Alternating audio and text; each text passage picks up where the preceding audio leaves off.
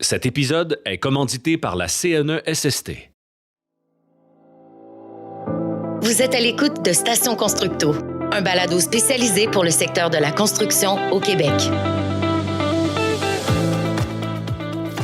Bonjour à tous et à toutes, mon nom est François Toupin. Soyez la bienvenue au balado Station Constructo. C'est notre première série d'épisodes qui traite de la santé et de la sécurité au sein de l'industrie de la construction, où même un accident qui peut sembler anodin entraîne parfois de lourdes conséquences. Vous allez l'entendre au cours de cet épisode-ci. Différents enjeux seront abordés au fil des épisodes afin de cerner des problématiques auxquelles les travailleurs sont parfois confrontés quotidiennement. Dans cet épisode, nous discuterons des chutes à hauteur. À tout de suite. Travaux sur des échafaudages, des échelles, réfections de toitures, caches d'escaliers ouvertes, les situations exposant les travailleurs à des chutes en hauteur sont multiples. C'est pas pour rien que ce genre d'accident fait partie des principales causes de décès dans l'industrie de la construction.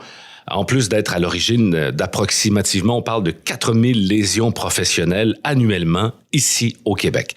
Pour faire état de la situation, nous discuterons aujourd'hui avec Jonathan Plante, qui a lui-même été victime d'une chute en hauteur ayant causé la perte et l'usage de ses jambes. Son témoignage en fera sans doute réfléchir plus d'un la prochaine fois qu'ils devront porter un équipement de protection individuelle et qu'ils préféraient ne pas le porter. Et ensuite, Jérémy Filion, conseiller en prévention à la CNESST, viendra nous parler des risques réels de chute en hauteur et des façons dont nous pouvons les prévenir. Merci d'être avec nous.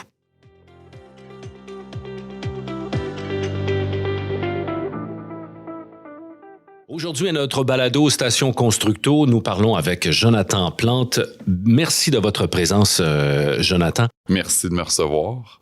Pouvez-vous nous expliquer le fil des événements entourant votre accident? Le 12 mars 2007, j'avais 26 ans. J'étais charpentier menuisier, je montais des charpentes de maison, je faisais des roughs, comme on dit en bon français. Puis le matin, on sortait les outils, pas de stress. Lundi matin, on arrivait de notre fin de semaine. Mm-hmm. On jasait, puis on sortait les outils tranquillement, on se préparait à monter ça en haut pour aller travailler sa toiture. Puis je suis monté... je pense que c'est le deuxième voyage d'outils que j'ai fait. Mm-hmm. J'avais une extension puis une caisse de clous dans les mains. Puis on n'avait pas d'escalier qui reliait le rez-de-chaussée au deuxième étage. Fait que je suis embarqué sur une rampe qu'on avait fait. Puis le mot rampe est quand même grossier là, parce que c'était 2 par 10 superposés, clous ensemble, qui reliaient le rez-de-chaussée au deuxième étage. Ah ouais? Au-dessus du trou d'escalier qui donnait jusqu'au sous-sol. Donc je suis monté là-dessus. Mm-hmm. Puis... en arrivant en haut, au lieu d'embarquer sur le plancher du deuxième pour déposer mes outils par terre, je suis resté sur la rampe. J'ai lancé l'extension sur le plancher, puis en la lançant, j'ai échappé la caisse de clous que j'avais dans l'autre main. Puis là, j'ai juste eu un mauvais réflexe. J'ai voulu rattraper les clous. Et en voulant les rattraper, j'ai perdu l'équilibre. OK. Je suis tombé par en arrière, sur le dos, au sol, 13 pieds plus bas, sur un 2 par 6 qui avait environ 2 pouces de glace dessus.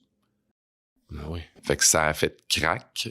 Puis là, j'ai eu le réflexe comme n'importe qui parce que j'ai perdu le souffle. Fait que j'ai voulu me rasseoir pour reprendre mon souffle. Mm-hmm. Puis là, ça a été instantané. J'ai compris à ce moment-là qu'il y a quelque chose qui fonctionnait plus. Je savais pas ce qui fonctionnait plus, mais je savais qu'il y avait quelque chose qui fonctionnait plus parce que j'étais pas capable de m'asseoir. Ah oui. Fait que là, j'ai commencé à essayer de réfléchir, mais là, la douleur, elle venait d'embarquer. Les gars m'ont entendu crier. J'avais 3 collègues de travail qui étaient sur place. Ils m'ont entendu crier, ils sont descendus tout de suite. Là, ils ont vu que j'étais pas capable de bouger mes jambes, j'étais pas capable de m'asseoir. Fait qu'ils m'ont pas bougé. Ils ont appelé le 911 tout de suite. Les services d'urgence sont arrivés quand même rapidement. On était à Terrebonne à ce moment-là. Puis c'est le problème qu'il y avait à ce moment-là, c'était de me sortir de là sans me bouger pour pas aggraver la blessure. Puis on est au sous-sol d'une maison en construction, pas d'escalier, pas de façon de me sortir de là rapidement puis sans trop faire d'efforts. Fait que ça a pris une dizaine d'intervenants, des pompiers, des policiers, des ambulanciers pour me sortir de là. Ça a été rapide, ça a été vraiment efficace. Puis pendant tout ce temps-là, moi, la tête, elle me spinait, mais j'étais pas capable de faire de lien entre ce qui se passait, les sensations physiques que j'avais puis ce qui s'en venait. Là, ils m'ont mis dans l'ambulance.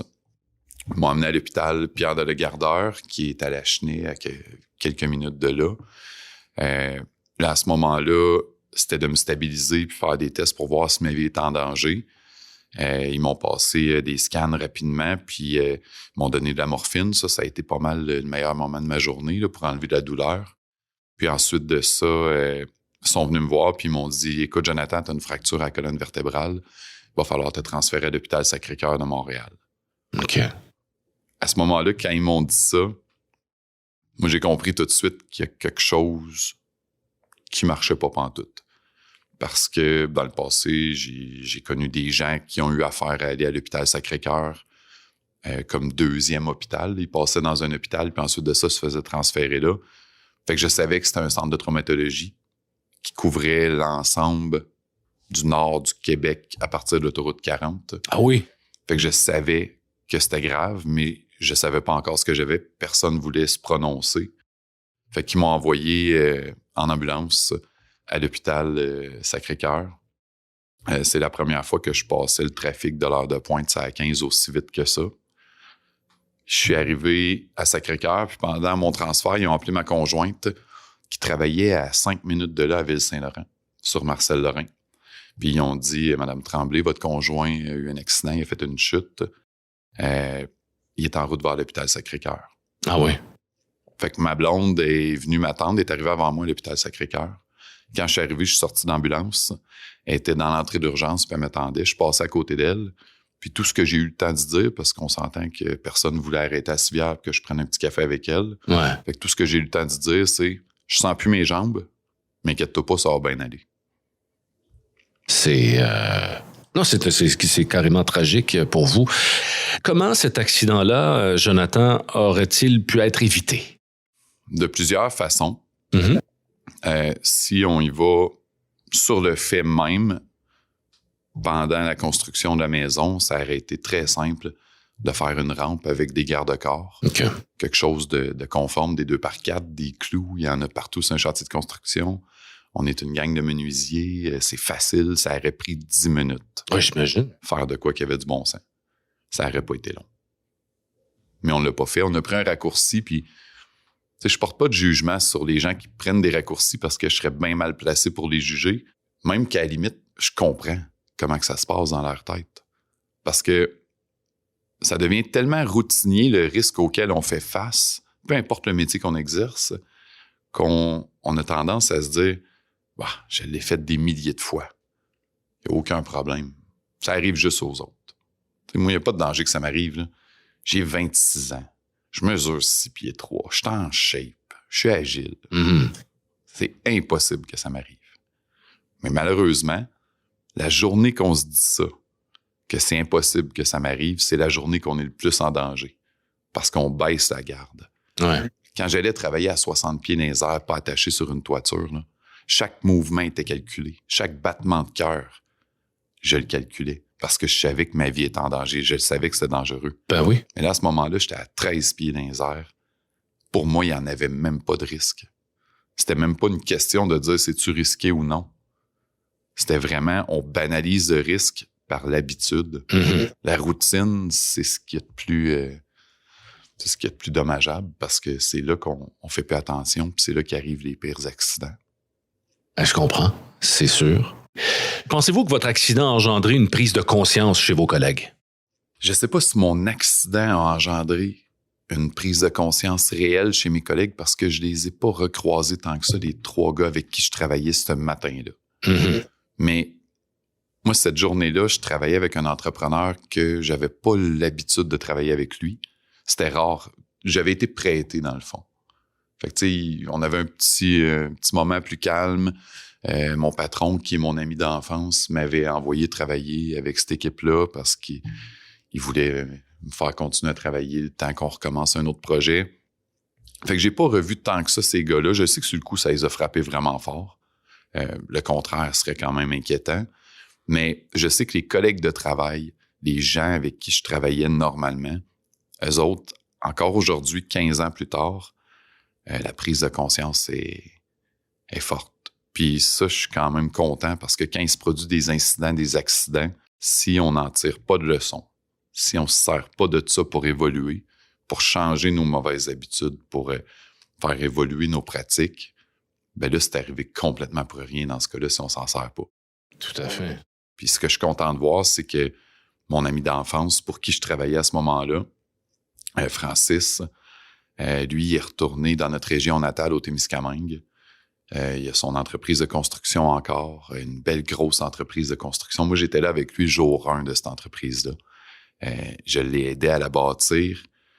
Puis je sais qu'aujourd'hui, ses employés travaillent en sécurité.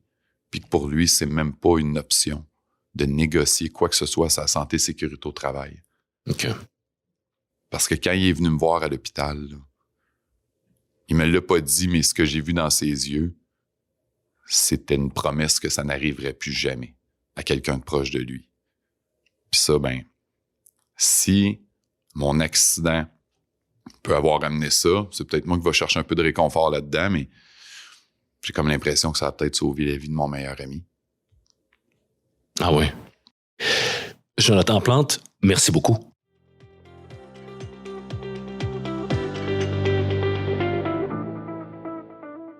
Avec nous maintenant, Jérémy Filion, conseiller en prévention à la CNESST. Merci de faire partie de ce balado, Jérémy. Merci de m'avoir invité. Merci, François. Ça fait plaisir. Bonjour. C'est un sujet délicat. On parle de santé, sécurité, de la prévention, et maintenant on parle de chute en hauteur. C'est ce qui, moi qui ai le vertige, juste parler du sujet, c'est quelque chose. L'idée de tomber dans le vide, c'est pas drôle. Les accidents liés aux chutes en hauteur des travailleurs, les travailleuses de la construction, est-ce que c'est fréquent? Malheureusement, oui. Ah oui? Ah oui. Toutes les entreprises ont dans leur équipe quelqu'un, soit qui est déjà tombé, soit qui connaît quelqu'un qui est déjà tombé. Mm-hmm. Et c'est très répandu. Comme tu le mentionnais juste avant, 4000 accidents par année, près de 25 000 accidents dans les 5 dernières années. Donc, wow. Ça touche beaucoup de personnes. Et ça, c'est les accidents qui sont déclarés. Ouais. Donc, j'imagine qu'il y en a peut-être un petit peu plus de répertoriés de façon non officielle. Dans quel contexte surviennent le plus souvent les accidents? Ça arrive beaucoup sur les chantiers, mais aussi ailleurs. Ça peut arriver dans les établissements. Ça touche vraiment tout le monde, là, dans des magasins ou ailleurs. C'est possible que dans les entrepôts, c'est vrai, ils soient exposés à des chutes. Sur les chantiers, c'est quelque chose qui est omniprésent. On construit notre sécurité, on monte un bâtiment et le montant, au fur et à mesure, on doit planifier les travaux pour le faire. Mm-hmm. Les accidents, là, ça arrive quand on est dans les situations d'exception qu'on n'a pas prévues. On a déjà des bonnes mesures en place pour, je dirais, 90% là, des travaux quand ils se font. Mais il y a tout le temps une zone, un endroit, une tâche pour lesquelles ça marche moins. Ah ouais. Les gens, ils savent. Oui, j'imagine que ça peut être compliqué de cerner, d'avoir le zéro risque. C'est quasi impossible, c'est ce que je voulais dire. C'est pas quasi impossible. C'est possible d'avoir un zéro risque. Par contre, il faut planifier chacune des étapes. Si on fait juste donner une corde, un ancrage, on donne ça au travailleur, le travailleur, il va faire ce qu'il peut. Ouais. Mais des fois, avec ces outils-là, c'est pas suffisant pour bien s'installer. Pour s'installer d'une façon que, s'il nous arrive une chute, il va rien nous arriver. Ah oui, oui. Comment on peut éviter ce genre d'accident-là? Oui, vous faites de la prévention, c'est votre travail. Mais comment on peut les éviter vraiment? Ouais, la première chose, là, c'est d'être honnête avec nous-mêmes puis avec l'équipe avec laquelle on travaille, d'être capable de pointer, d'identifier les situations dans lesquelles on se retrouve exposé à une chute. On se dit, ici, là, si je glisse, là, je vais tomber. Mm-hmm. OK? Puis si je tombe, ça marchera pas de la façon qu'on est installé. Soit qu'il nous manque un morceau de garde-corps, soit que, oui, je le sais, je suis attaché, là, mais pour me déplacer avec les affaires que j'ai dans les mains, il a fallu que je me laisse du lousse pour être capable de me déplacer dans mon aire de travail pour emmener le matériel à telle place ou à telle place. Puis là, si je tombe, j'ai du lousse, là. Mm-hmm. Je vais me rendre au sol. Puis à ce moment-là, la deuxième étape, c'est vraiment de dire, qu'est-ce qu'on peut faire de mieux? Est-ce qu'il faudrait qu'on se réinstalle d'une autre façon? Puis là, c'est là qu'on rentre dans plein de technicalités, mais aussi du développement de compétences pour trouver des méthodes, de dire, quand on est dans ce genre de situation-là, notre méthode A, elle marche plus. De penser un peu à l'extérieur de la boîte. Mais on peut développer d'autres outils dans l'entreprise pour que ça fonctionne, pour éviter qu'on fasse la chute à cet endroit-là. Par exemple, dans les coins de bâtiments, si on a une saillie d'un plancher, il va toujours avoir un endroit là, qui va être un peu loin de tout. Ouais. Donc, il faut faire attention à ça. Mais évidemment, première chose, identifier ces situations-là. Deuxième chose, se poser la question, j'ai-tu vraiment d'affaires à aller là? Ouais.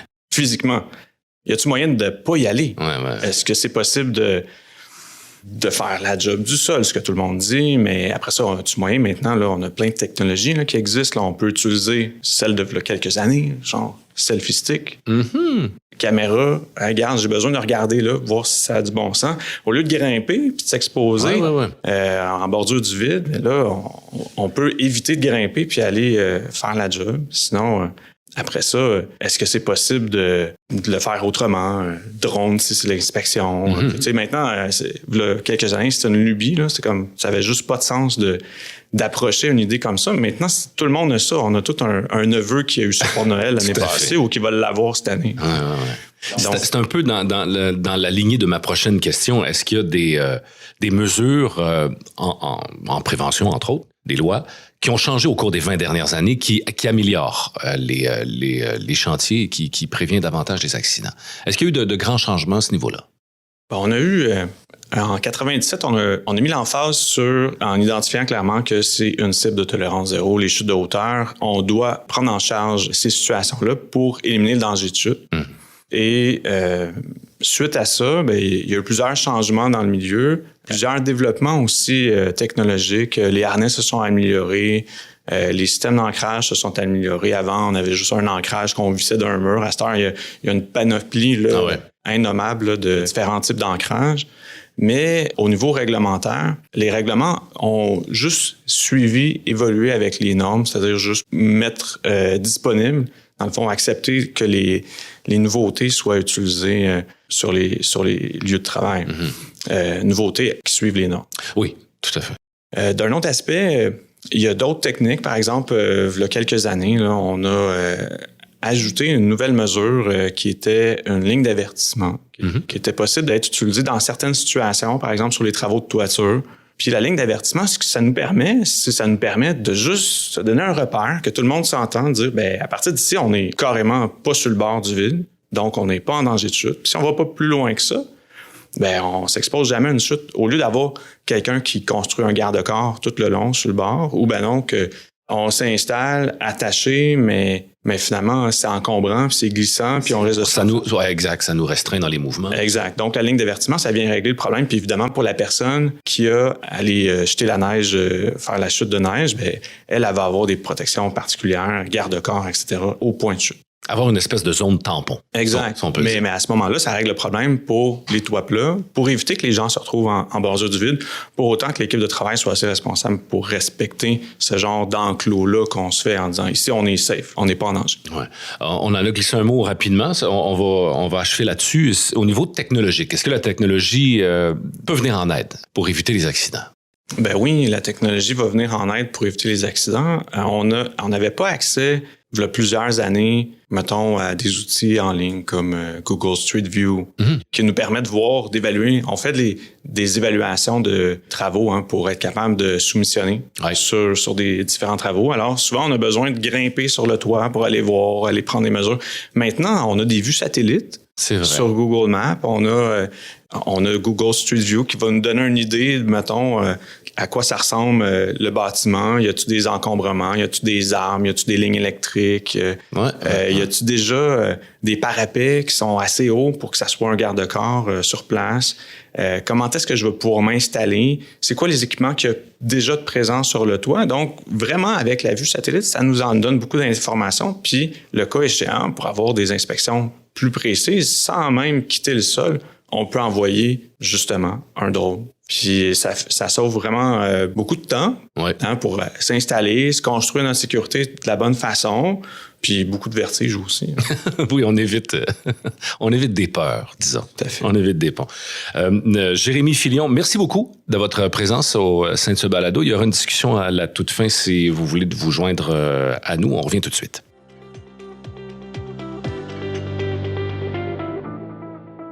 De retour pour la conclusion de ce balado qui porte sur la santé et sécurité au travail. Jérémy Filion est toujours avec nous pour parler de santé et sécurité, entre autres. Une des questions qu'on s'est pas posées tout à l'heure lors de notre première discussion, Jérémy, comment encourager les travailleurs, les travailleuses à porter davantage leur équipement de sécurité? C'est une excellente question. À vrai dire, vouloir faire porter des équipements de sécurité à un travailleur ou à des travailleurs, si on se rend compte que c'est une situation qui arrive souvent, ça veut dire que c'est peut-être pas la bonne mesure qu'on utilise ou qu'on est dans une situation où on sait que finalement les travailleurs ils ont peut-être conscience que même s'ils les portent, là, ça donnera pas grand-chose. Ouais. Parce que si on est au niveau des équipements de protection individuelle de chute, harnais, cordes, etc., ben il y a 1 million de choses qui vont faire que tu vas te rendre jusqu'au sol ou jusqu'à l'obstacle. Si tu fais une chute, finalement, il y a plus de désavantages à s'enfarger dans la corde, à travailler, attaché, à être freiné, que d'y aller avec le harnais. La première chose, là, c'est vraiment d'encercler, là, puis d'être honnête, comme je disais, d'encercler avec un gros crayon feutre rouge. Là. Ces situations de travail-là, c'est problématique. Les travailleurs, ils ont tendance à pas s'attacher quand ils vont faire ces activités-là. Ouais. C'est quelque chose qui est connu. Là. Ouais. C'est quelque chose que les travailleurs le savent, les patrons le savent aussi. Puis pour ces activités-là de travail, c'est important de dire, mais qu'est-ce qu'on doit faire pour que ça marche? C'est ça qu'on veut. On veut être bien protégé. Parce que personne ne veut être une victime d'un accident de travail. Personne ne veut en connaître une ou en voir une non plus sur leur chantier, dans leur milieu de travail. C'est vraiment très navrant lorsque ça arrive. Là. Donc, il y a des solutions surtout. Ben oui, surtout. Comme on parlait. Faut pas voir ça comme une barrière à faire le travail en question. Au contraire, c'est quelque chose. Non, c'est vraiment l'obstacle, c'est la solution. Ouais, donc, quand on a des travailleurs, mettons, on constate qu'ils vont pas bien les utiliser, c'est sûr qu'il y a la base. Là. Oui. Il y a un minimum. Faut pas juste leur donner l'harnais, la corde, puis l'ancrage, puis dire, ah ouais, mon grand va t'attacher. Oui. Parce que ça va donner ce que ça va donner. Bon. Faut l'entraîner, faut le former, faut lui donner l'information, faut lui expliquer c'est quoi les limites. Tout à fait. Puis après ça, faut lui expliquer des petits concepts de base, là, en disant, si tu fais une chute, là, faut pas que ta chute libre, le lousse que tu as dans ta corde, te permette de te rendre trop loin en bas. Puis ça, cette chute libre-là, t'as comme deux façons. Là. T'as une façon théorique avec, dans le manuel du fabricant, il y a une grande addition à faire. Là. Puis sinon, ça, les gars sur les terrains, ils savent pas. Là. Pogne un harnais, attache-le, mets pas de gars après, juste le harnais, là, pogne-le, pitch-le en bas. Tu vas voir jusqu'où il va se rendre. Ouais. Pour l'autre technique, là, on s'entend, la personne a été exposée à une chute, c'est juste le harnais qui a eu trop de fun. Ouais. Mais sinon, y a-tu moyen d'utiliser autre chose pour faire ce job-là? On peut-tu utiliser des plateformes, des nacelles, parce qu'on a des garde-corps? Y a-tu moyen d'utiliser des échafaudages qui est un peu plus long à monter, mais un coup qui est là, c'est bon tout le temps? Eh ben voilà. Avec des garde-corps, évidemment, plancher plein, garde-corps en bordure du vide.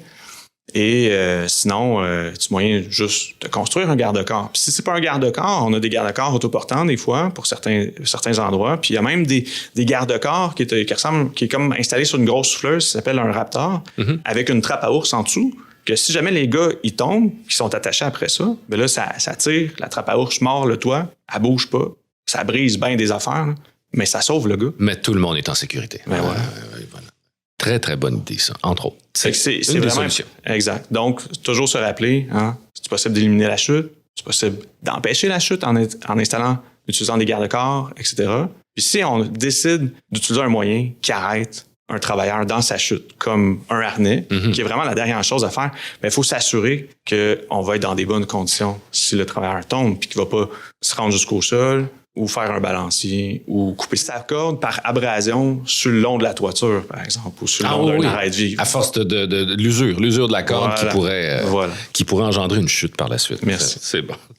En guise de conclusion pour ce balado, Jonathan, quelles sont les perspectives d'avenir qui restent aux travailleurs accidentés? Je sais que dans votre cas, vous avez réorienté votre carrière, je crois. Au début, c'était pas une question que je reste chez nous à rien faire. J'aurais pu dire... côté psychologique, là, je veux pas rien faire d'autre que menuisier, je vais rester chez nous, puis je vais encaisser mon chèque de la CNESST pour le restant de ma vie, mais 26 ans, dans fleur de l'âge, un paquet de beaux projets en avant de moi, c'était pas une option de rester à la maison. Puis j'étais un gars hyper actif, faut tout le temps que ça bouge. Je suis retourné à l'école, j'ai fait un bac en administration avec un profil en finance de marché, je m'en allais en finance, mais parce que l'adrénaline que ce domaine-là peut amener m'attirait beaucoup. J'étais un gars d'adrénaline, puis je me disais, avec mes limitations fonctionnelles, c'est à m'apporter cette carrière-là. Fait que, let's go. Puis pendant mon bac, la CNESST m'a offert de faire un petit tournage, une vidéo pour verbaliser mon accident. Fait que ça, on recule il y a peut-être 12 ans à peu près. OK. Puis j'ai accepté sans trop savoir dans quoi je m'embarquais, sans savoir que ça changerait ma vie. Parce que j'ai fait ce tournage-là, puis à la suite de ça, quand ils ont fait le montage, ça a duré 1h30, et dans le fond, ils ont rappé ça en 6 minutes, 7 minutes à peu près. Puis le montage qu'ils ont fait, il est extraordinaire parce que je me donne 0 crédit pour ça. C'est vraiment le montage qu'ils ont fait. Ils ont saisi l'essence de mon message. Ils ont ramené ça en 7 minutes. Puis encore à ce jour, aujourd'hui, 12-13 ans plus tard, ma blonde n'a jamais été capable de l'écouter au complet. Ah oui? Puis à chaque fois que je l'écoute, je pleure. Ouais. Puis cette vidéo-là, quand ils l'ont lancée sur Internet, ils m'ont dit, tu sais, on sait pas ce que ça va faire, peut-être que ça fera rien, mais prépare-toi quand même parce que ça se peut que ça fasse boum. Puis ça a fait boum. Je me suis mis à recevoir plein d'offres pour aller faire des conférences par des entreprises. Puis au début, je me disais, je suis pas conférencier. J'ai jamais fait d'exposé oral quand j'étais au secondaire. Puis finalement, de manière, j'ai été curieux, je l'ai essayé. Puis là, j'ai eu la piqûre. J'ai réalisé que j'avais quelque chose à dire dans mes mots, dans les mots d'un charpentier menuisier, pour aller parler. Tu sais, un gars de métier qui parle à des gens de métier. Mm-hmm. Puis j'ai vu la réaction que ça avait provoqué, fait que je me suis dit, Colin, je vais le réessayer. Puis aujourd'hui, ça fait 2 ans et demi que j'ai arrêté de faire des conférences, mais pendant cette période de temps-là, une dizaine d'années environ, j'ai fait au-dessus de 1000 conférences. J'ai réalisé, dans le fond, que le message que j'amenais, il touchait les gens, puis il faisait prendre des prises de conscience. Encore aujourd'hui, je vais au centre d'achat avec ma famille, avec mes enfants, ma blonde, puis je me fais arrêter. Il y a des gens qui viennent me voir. J'entends juste « Hey, Joe! » Puis là, je me revire, puis il y a quelqu'un qui s'en vient à la course, puis il dit « Tu te souviens-tu de moi? » Puis là, j'ai rencontré à peu près 250 000 personnes, là, fait que c'est sûr, je me souviens pas de tout le monde. Mais ils me disent, j'étais à telle place, à tel moment, puis ça, je m'en souviens tout le temps. Parce que dans les 1000 conférences que j'ai faites, il n'y en a pas une que j'ai oubliée. J'ai pas oublié le regard des gens. J'ai pas oublié mes gros barbus tatoués, là, qui pleurent comme des enfants parce qu'ils se reconnaissent. Puis ça, ben, pour moi, c'est la plus belle paye que j'ai eue. La pandémie a mis un frein un peu à mes activités, comme à peu près tout le monde qui faisait des présentations devant le public. Puis je me suis reviré de bord, puis après avoir travaillé pendant 10 ans avec toutes les grosses entreprises qu'on a au Québec, j'ai fait le move que je voulais faire dans 10 ans, c'est-à-dire me planter les pieds à quelque part dans une entreprise, puis les aider à bâtir de quoi. Puis c'est ce que j'ai fait dans le fond il y a 2 ans et demi. Je me suis dit avec qui j'ai vraiment le goût de travailler, puis c'est là que j'ai lâché un coup de téléphone à Coffrage Synergie, parce que c'est une entreprise pour qui j'avais eu un coup de cœur, une façon différente de penser. Je leur ai dit, avez-vous besoin d'un coup de main? Ils m'ont dit, let's go, viens-t'en. On sait pas ce qu'on va te faire faire, mais viens-t'en. Ah oui? Puis aujourd'hui, ben, dans le fond, ils m'ont laissé bâtir la belle équipe que j'ai avec moi. Dans le fond, je suis directeur du département de prévention. Puis ce que j'aime, c'est que on essaye tout le temps d'aller faire les choses différemment pour changer la façon de faire de la santé-sécurité. Mm-hmm. Fait que c'est d'amener l'industrie à un autre niveau puis de changer la perception des gens face à cette belle industrie-là. Parce que pour moi, aujourd'hui encore, le plus beau métier au monde, c'est le métier de charpentier-menuisier. Fait que en impliquant les gens puis en optimisant les communications, pour moi, ça passe par ça. L'évolution de la santé-sécurité puis d'éviter des accidents comme le mien. Puis je vous cacherai pas que quand je m'assois avec un gars qui veut rien savoir de santé-sécurité, qui veut rien savoir de s'attacher en hauteur, je finis pas mal toujours avec le dernier mot. Parce qu'il n'y a pas ben d'arguments qui vont détruire ma chaise roulante. Mmh. Ouais. En espérant que cette discussion-là viendra en aide à d'autres travailleurs, ça termine cet épisode du balado Station Constructo. On souhaite remercier les participants de cet épisode, Jonathan et Jérémy. C'est ce qui termine notre série thématique sur les histoires vraies et témoignages en santé et sécurité. Nous souhaitons pour une dernière fois remercier les participants de ces épisodes, ainsi que la CNESST qui a été le commanditaire de cette série. Ne manquez pas notre prochaine série qui portera, quant à elle, sur une toute autre thématique. Pour rester à l'affût de nos nouvelles sorties, suivez Station Constructo sur l'une de vos plateformes préférées et sur les réseaux sociaux. Tous nos épisodes sont également disponibles sur portailconstructo.com, section balado. Merci et à très bientôt.